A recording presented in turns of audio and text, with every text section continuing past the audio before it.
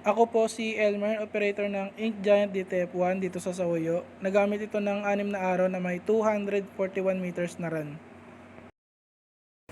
Ito naman ang capping na may 90% good condition.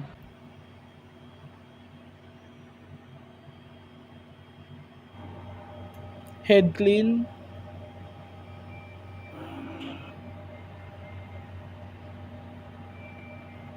Antayin lamang matapos.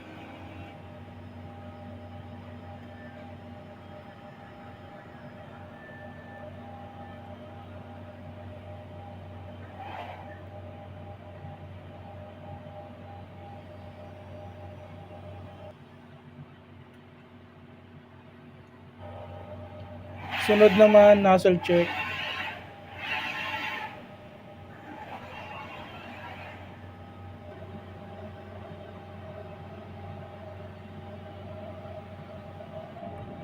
Okay naman ang output.